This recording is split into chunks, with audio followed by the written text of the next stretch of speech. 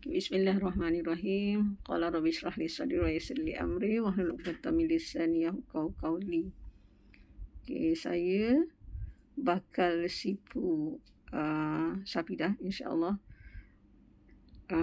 Pada hari ini saya akan kongsikan sedikit personal coaching saya, ya, bagaimana untuk menjadi ejen air. Jadi ada yang telah mula menjadi ejen air tapi tertanya-tanya apa yang perlu mereka buat, ya. Jadi apa khabar semua, dan apa khabar bisnes partner saya di seluruh Malaysia. Okay. Jadi kita kena faham, ya, Kangen ni adalah sebuah bisnes global yang menjanjikan pulangan yang lumayan, ya. Dan jadi tidak heran ada yang menjadikan ianya sebagai punca pendapatan untuk persaraan mereka, dan ada juga yang sanggup berhenti kerja bila nampak peluang macam ni, ya.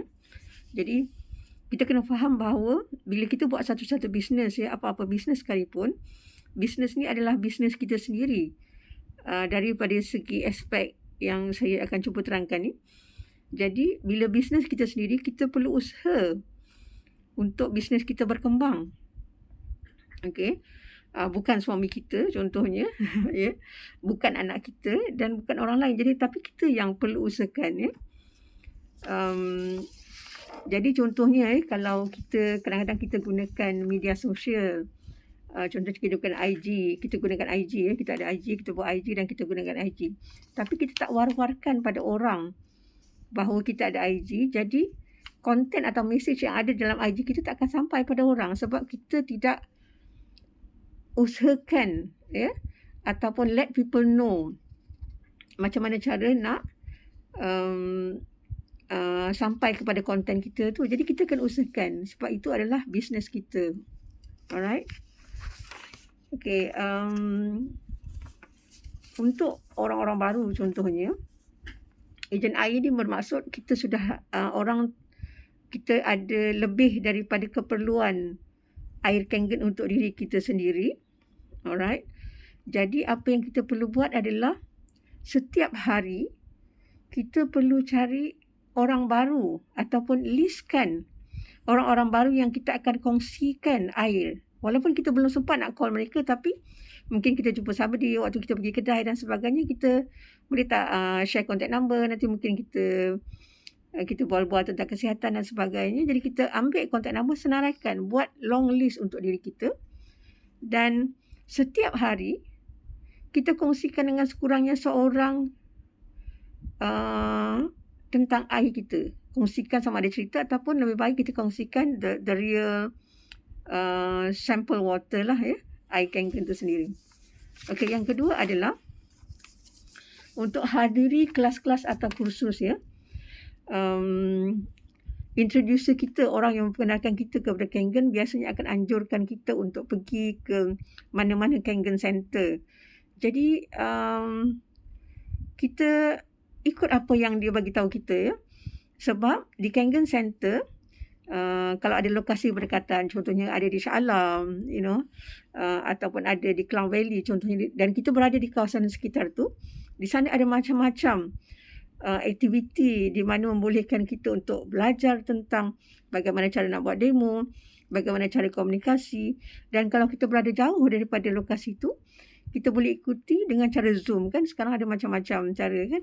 Jadi lakukan ini sebab ini adalah bisnes, kita nak bina bisnes ni, ya.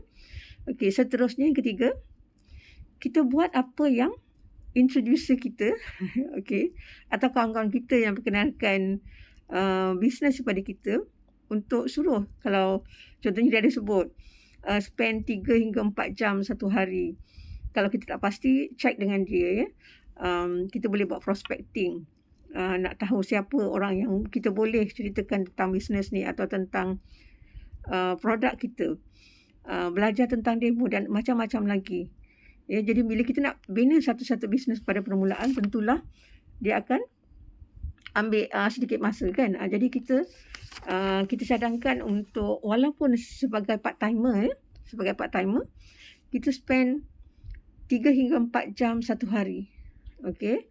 Di sesi lain kita akan terangkan macam mana nak cari masa untuk nak boleh dapat 3-4 jam, terutama orang yang bekerja tu kan kadang-kadang rasa mencabar juga kan.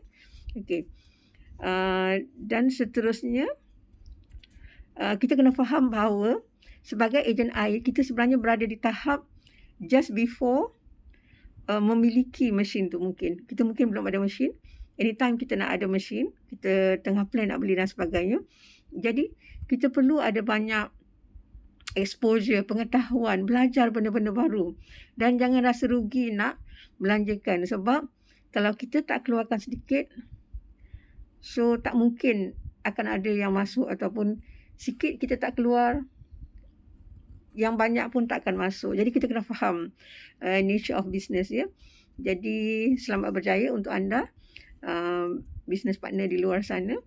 Jadi ikuti lagi sesi personal coaching saya untuk akan datang untuk sama-sama belajar dan berada di dalam track yang betul ya. Berada di dalam track yang insya-Allah jika kita follow, kita faham, kita follow dan kita akan terus berjaya. Insya-Allah jumpa anda di Puncak Jaya.